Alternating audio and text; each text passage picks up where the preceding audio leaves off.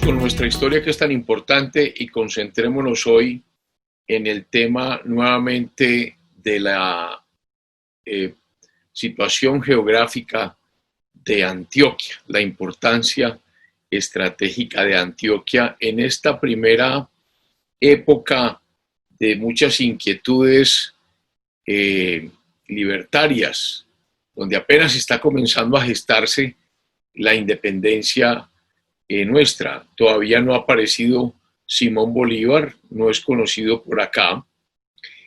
Hemos estado hablando del río Magdalena, de los enfrentamientos continuos entre Santa Marta, que es muy realista, con Cartagena. Los realistas, digamos, que se vuelven fuertes en Santa Marta. Recordemos la importancia de Cartagena para Antioquia, ese triángulo del que hemos hablado tanto entre Cartagena, Mompox, Antioquia, ese triángulo de la ribera occidental sobre el río Grande de la Magdalena. Entonces, ¿qué hace Santa Marta? ¿Qué hacen los amarios ante ese empuje de la provincia de Cartagena, que ha declarado la independencia absoluta, que ha creado el Estado soberano de Cartagena? Como la arteria importante es el río Grande de la Magdalena, esa es la arteria fluvial, esa es la vía de comunicación entre la costa y el interior del país, pues ese es el punto que hay que controlar, el río de la Magdalena. Entonces, ¿qué deciden los gobiernos o los ejércitos o los responsables del gobierno de Santa Marta? Cortar el tráfico y las comunicaciones del interior de Santa Fe a la costa por el río Magdalena. O sea, salir a fortificar todas estas poblaciones en la ribera oriental, o sea, para el lado de la provincia de Santa Marta. Y entonces fortifican Ocaña, el puerto real de Ocaña, el banco, el famoso banco, Guamal, Tenerife, San Antonio, Sitio Nuevo, y empieza a hacernos familiares muchos de estos nombres, porque van a jugar un papel muy importante en lo que llamamos las sabanas del río Grande de la Magdalena. De su parte occidental vienen las sabanas costeras que tienen que ver mucho con Antioquia, como vamos a explicar un poco más adelante. Entonces, porque ellos tienen la intención de controlar eso, y entonces Antioquia, que da lindero con todas esas sabanas al norte, las sabanas de Corozal, que es lo que nosotros conocemos hoy en Sucre. Por ahí pasan muchos correos del interior del país por las sabanas de Corozal. Entonces, empieza a verse la importancia geopolítica de esas sabanas. Entonces, hay muchas fuerzas enemigas, correos, postas, que se cruzan en esas sabanas, y el río Cauca, entonces, en la parte baja, o sea, todo lo que conocemos hoy como Bajo Cauca antioqueño, se vuelve muy inestable, está infestado de fuerzas sutiles, o sea, guerrillas, enemigas, tanto defensoras de las fuerzas del rey como defensoras de la independencia. Y ese es todo el norte de Antioquia, que es lo que conocemos hoy. Recordemos que una vez que Antioquia pierde las montañas, por allá en Puerto Valdivia, hacia allá, pues comienzan todas estas sabanas, y por eso la importancia del famoso triángulo Antioquia, Mompox, Cartagena. Entonces, las sabanas de Corozal. Y todo esto es muy importante porque cuando Córdoba, después de la batalla de Boyacá, más adelante, es para entender la importancia de las sabanas, cuando Córdoba, después de la batalla de Boyacá, sube a Medellín, controla Río Negro y a Marinilla. ¿A dónde se dirige? Al norte, a Yarumal. Y por eso la famosa batalla de Chorros Blancos, entre campamento o en campamento entre Yarumal y Yarumal. ¿Y qué queda después de Yarumal? Bajar al Cauca y vienen las sabanas. Y por eso el departamento de Córdoba se llama Córdoba, por José María Córdoba, porque todas las fuerzas antioqueñas se van es allá. ¿Por qué van allá? Pues por la experiencia de que estamos hablando, que desde 1811, 1812, esas sabanas son fundamentales para mantener el control del acceso a Cartagena y el control sobre el río Grande de la Magdalena, porque el río Cauca está pronto a desembocar al río Magdalena, va a recibir las aguas del Nechí y está pronto a desembocar allá en lo que se llamamos el brazo del Oba por los lados de Monpós. Entonces hay mucha inestabilidad en estas sabanas. El gobierno real obviamente tiene muchos partidarios en toda esta zona de Córdoba, pero a su vez logra irritar a muchos de esos partidarios por el tema de la declaración de independencia, ve que las fuerzas de Cartagena están débiles y proyecta entonces el rey revolucionar todas estas sabanas a favor del rey, tomar Monpós y marchar sobre Cartagena. Aquí juega un papel muy importante los curas, la iglesia, porque la iglesia, esto fue una guerra civil, esto no fue pues que todos los colombianos se levantaron contra el rey, no. Aquí hubo muchas disputas serias al interior de nuestro país y entre ellos en la iglesia. ¿Quiénes, por ejemplo, qué curas levantaron al pueblo? Recordemos que un cura tiene misa de 6 de la mañana, misa de 10, de 11, de 12, de 6 de la tarde. O sea, un domingo tiene 4 auditorios en los cuales va a echar su discurso. Recordemos que la iglesia, pues, siempre ha sido una compañera del rey. ¿Desde cuándo? Pues desde la época de Constantino, en el siglo IV después de Cristo, cuando Constantino permite que la religión católica sea la religión del Imperio Romano. Y el Imperio Romano termina volviéndose, como se consolidó en Alemania, como el Sacro Imperio Romano Germánico. Entonces, ahí hay una relación súper estrecha entre iglesia y monarca, al punto de que no es rey, sino cuando es ungido por el Papa o por el obispo, la unción de, y por eso los reyes van y se coronan en las grandes catedrales. Recordemos la Revolución Francesa. Los estados generales, ¿cuáles eran? La nobleza, el clero y la burguesía. ¿Y quiénes hacían siempre unión? La nobleza y el clero. Siempre iban de la mano. ¿Por qué triunfó la Revolución Francesa? Porque los comunes, los burgueses, dijeron, no, se acabó el cuento de que cada estado tiene un voto. Aquí vamos a votar, cada persona tiene un voto, que no lo aceptaron la nobleza y el clero porque eran pocos frente a la inmensidad de la burguesía. Entonces, ¿qué hace la burguesía? En el mismo Palacio de Versalles se va para un salón, el salón del juego de pelota, y allí comienza a sesionar. Y fueron tan importantes los discursos, los análisis que se hicieron, que poco a poco los mismos curas, los abades, los monjes, se fueron acercando allí.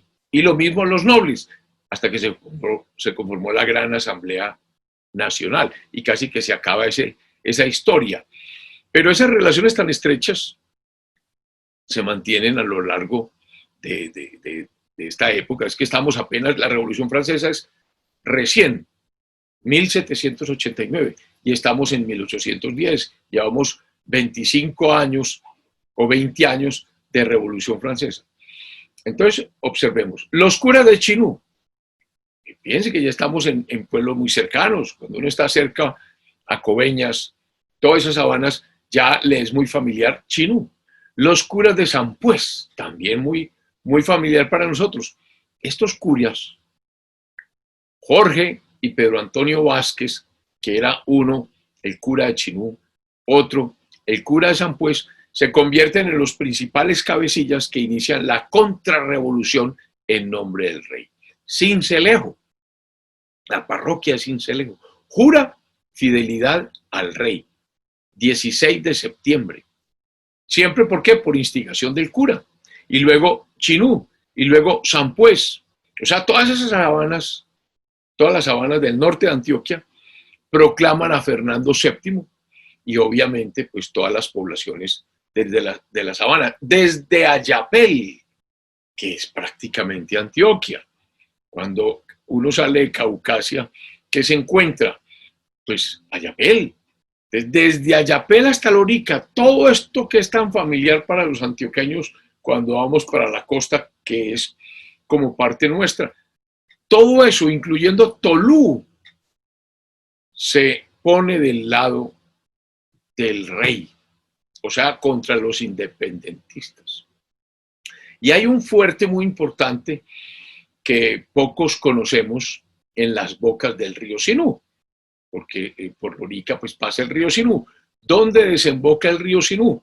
En la famosa bahía de Cispatá. Allí hay un fuerte, el fuerte de Cispatá, en las bocas del río Sinú. Entonces también lo controlan en favor del rey. Observen entonces cómo esa sabana, que todo es este norte de Antioquia, se vuelve realista. Y esas son las dificultades que va a tener Córdoba, y por eso Córdoba, 7 años después, en 1819, se vuelve tan importante, baja de Yarumal a controlar todas esas sabanas para consolidar la independencia. Y por esa razón, el departamento de Córdoba se llama Córdoba. Bueno, entonces, pasemos un poquito a Venezuela, 1812, porque hemos estado aquí enfrascados en la Nueva Granada. Junio de 1812. ¿Qué pasa en Venezuela? En Venezuela se había también declarado la independencia en 1810. En 1810 se había declarado la independencia. ¿Quién fue el hombre de la declaración de independencia en Venezuela? El hombre fue Miranda, Francisco de Miranda y Rodríguez Espinosa. Francisco Miranda. ¿Quién era Miranda?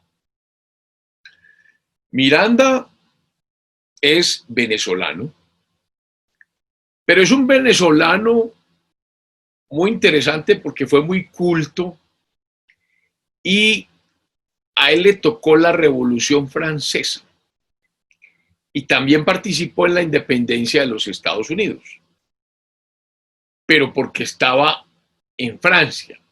Él fue soldado francés. Él estuvo digamos que hizo parte de la primera gran armée que organizó Napoleón Bonaparte. Cuando uno va a París y pasa por el Arco del Triunfo, se emociona porque en el Arco del Triunfo, donde están los grandes soldados de Napoleón Bonaparte, cuando uno mira arriba y busca, encuentra el nombre de Francisco Miranda. Francisco Miranda. Francisco Miranda, ¿por qué estuvo cercano a Napoleón? Porque era amigo de los girondinos. Los girondinos fueron los primeros responsables de la Constitución francesa de 1791. Fueron los girondinos, que eran de la provincia de la Gironda, de ahí su nombre, y se enfrentan a los parisinos.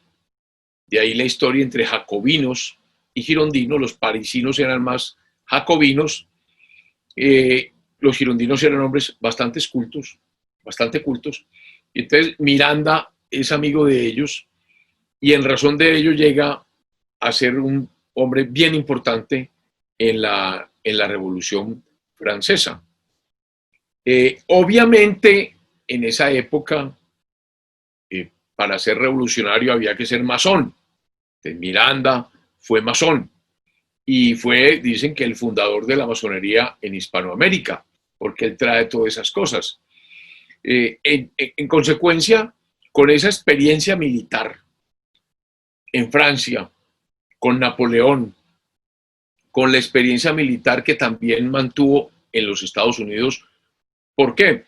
Porque él pertenecía al ejército francés. Entonces, recuerden que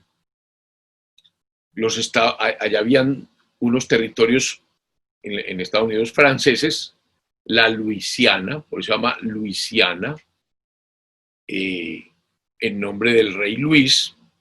Recuerden la guerra entre Francia e Inglaterra dentro de los Estados Unidos. Recuerden la famosa novela El último mohicano, que es una pelea alrededor de todo ese río Mississippi.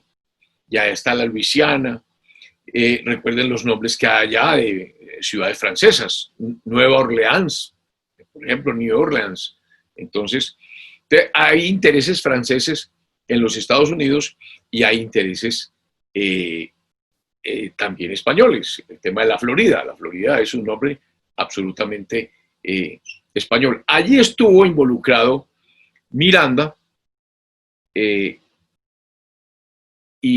Miranda, como soldado francés, pues fue enviado a los Estados Unidos a participar en todas esas guerras. ¿Quién trae a Miranda a América? Bolívar. Bolívar, dicen que, hombre, hay un hombre muy importante con muchas conexiones y nos puede ayudar en esto, y es el que trae a Miranda o lo convence, y entonces Miranda es el gran protagonista en 1810 en Venezuela, y Miranda es designado como el general en jefe a partir de 1810, mientras aquí estamos con Nariño, con Torres, con, con todos estos personajes que habíamos hablado. Allá está Miranda y está Bolívar, pero Bolívar tiene un puesto menor. Bolívar está muy joven. Bolívar es apenas en ese momento, en 1810, coronel. Bolívar es coronel. ¿Por qué estamos hablando y por qué hicimos este paso a Venezuela y hablamos de Miranda y Bolívar? Y nos vamos a volver a Venezuela para explicar muchas cosas. Porque en 1812, que es la época de que estamos hablando, que es la época en que están ocupados todas estas llanuras llenas de realistas, pues Cartagena entonces tiene muchos problemas. Cartagena está asediada por las fuerzas del rey. Y en 1812 llegan intempestivamente a Cartagena. ¿Quién? Llegan tres personajes muy importantes. Llegan los hermanos Carabaño, llega Campomanes, que es español, pero está luchando por la independencia, y llega el coronel Simón Bolívar. Simón Bolívar. ¿Por qué? Porque estos son venezolanos y llegan con hombres, no llegan solos, pues, llegan con hombres. ¿Por qué llegan estos venezolanos en 1812 a Cartagena? Arriban al pueblo de Cartagena, porque Caracas ha caído. Ellos estaban en Caracas. Caracas ha capitulado. Y uno dice, pero ¿cómo? Caracas, ¿por qué se rindió? Hubo una capitulación. La capitulación de Caracas. Varios hechos que hay que volver a recordar. El terremoto de Caracas. El famoso terremoto de Caracas crea mucha conmoción, porque los curas, volvamos a los curas, empiezan a decir que esa reacción de la naturaleza es un castigo de Dios por la sublevación frente a los designios de Dios, que es que hay que obedecerle a su mano derecha en la tierra, que es el rey.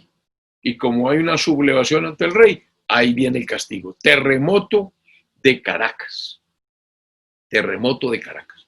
Entonces ya hay mucha inquietud en toda esta gente que va a misa, que se asusta, que pide perdón, que los curas le dicen que es un castigo divino.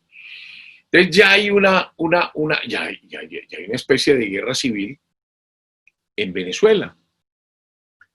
Encima de eso ocurre otro hecho. Miranda le había dicho a Bolívar que mantuviera el fuerte de Puerto Cabello. Y Bolívar, en una situación histórica que todavía no es muy clara, rindió el fuerte de Puerto Cabello. Rindió el fuerte a los españoles con unas condiciones, que a él lo dejaran libre. Y eso lo toma Miranda como una traición de Bolívar. Entonces las relaciones entre Bolívar y Miranda se vuelven ásperas, bastante ásperas. El uno le echa la culpa al uno, el otro le echa la culpa al otro. Lo cierto es que Miranda, con la caída de Puerto Cabello, con la huida de Bolívar, Miranda, y con la inquietud que hay al interior de Venezuela, Miranda resuelve rendirse, y esa es la capitulación de Caracas de 1812. Esa capitulación enardece a Bolívar, y Bolívar entonces desconoce a Miranda, dice que eso es traición a la patria, y ahí comienzan unas relaciones también oscuras y unas cartas entre los realistas y Bolívar, donde termina Miranda preso. Miranda termina preso, Miranda termina enviado a España y allí muere en una cárcel. De Miranda hay varias cosas que rescatar. Uno, ese fue el que trajo el pabellón del amarillo, azul y rojo. Fue Miranda la primera vez que enarboló ese pabellón. Y dos, el nombre de Colombia. El nombre de Colombia era desconocido en estas tierras.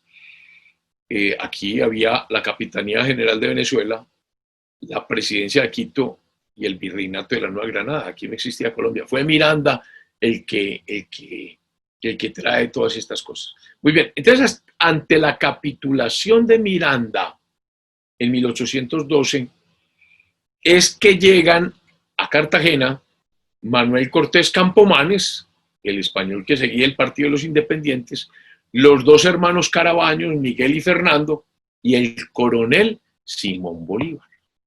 Simón Bolívar, obviamente que llegan con otros oficiales y llegan con soldados. Y esa situación entonces tan inquietante que tenía Cartagena en el sur, en todas las Habanas, pues anima la causa de la independencia. Entonces vienen, cada uno tiene su destino. Campomanes, ¿qué le entregan a Cortés Campomanes?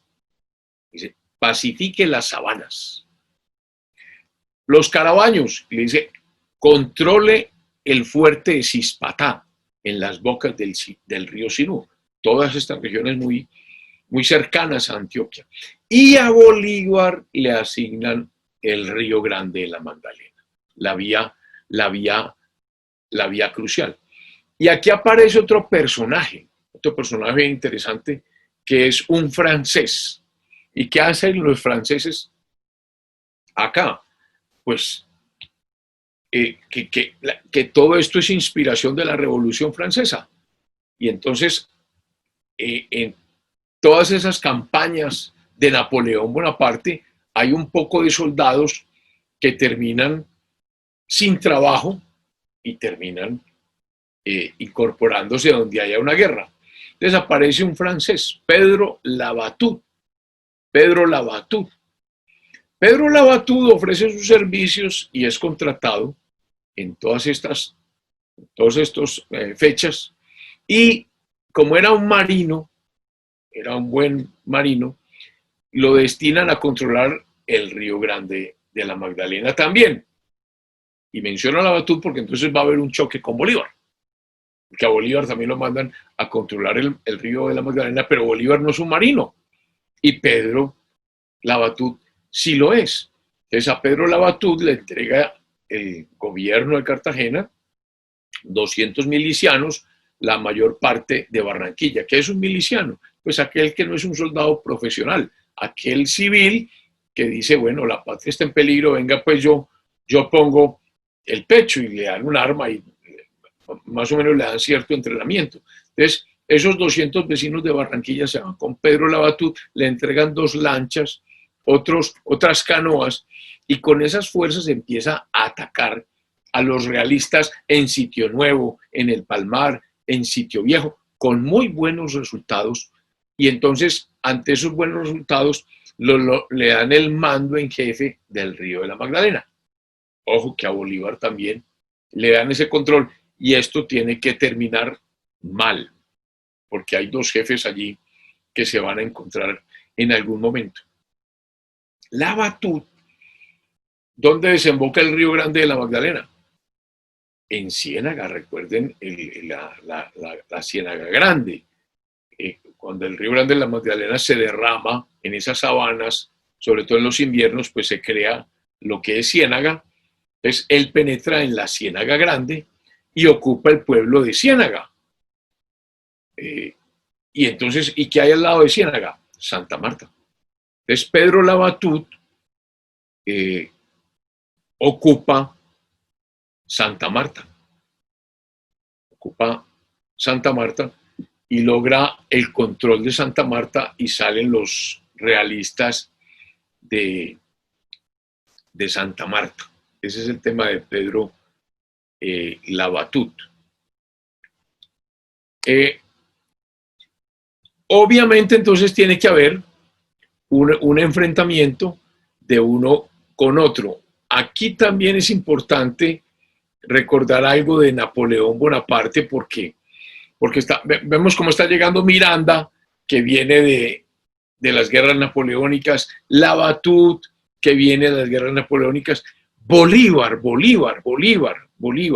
¿Qué tiene que ver Bolívar con Napoleón? Vamos a llegar todos a Napoleón Bonaparte. O sea, el papel que juega Napoleón Bonaparte en la guerra de independencia es tremendo. Bolívar, que ya lo acabamos de mencionar, nace en Caracas en 1783.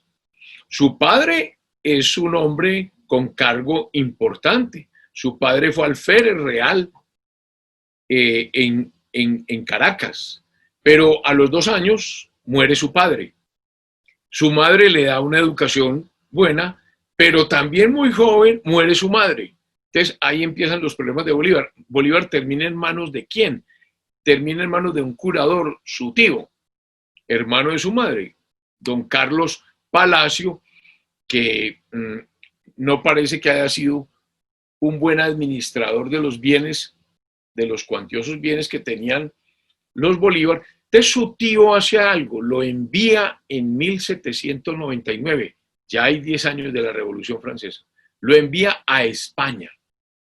Allá vive con otro tío, un hermano de Carlos, don Esteban Palacio. Don Esteban Palacio está muy bien relacionado. También relacionado que tiene cercanía a los reyes. Y entonces Bolívar tiene entrada al Palacio Real.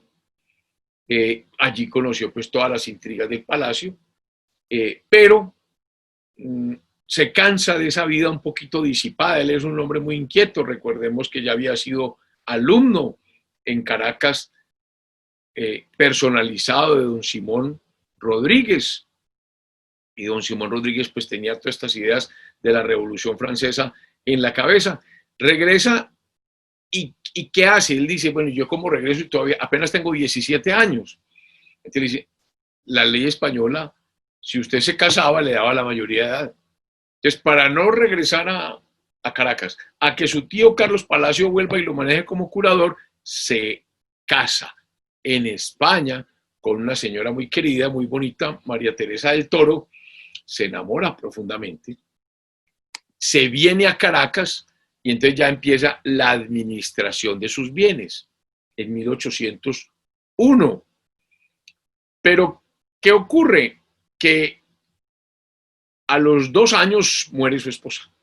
1803 muere su esposa y él, desconsolado, se va nuevamente a París en 1804. Entonces, volvemos. ¿Y qué está pasando en París en 1804? Napoleón. Napoleón es el centro de atracción. ¿Cómo es tan importante el tema de Napoleón Bonaparte y la relación con todo este tema de la independencia? Porque acabamos de entrar en Bolívar, pues eso lo dejaremos para la próxima, para nuestro próximo encuentro. Pero el papel que juega Napoleón Bonaparte en esto es fundamental. Fíjense que hemos hablado de Lavatud, que hemos hablado de Miranda, que hemos hablado de Bolívar, y todos están allá por estas fechas. Entonces, más bien, en otro encuentro hablamos de Napoleón. Que tengan muy buen día y muchas gracias.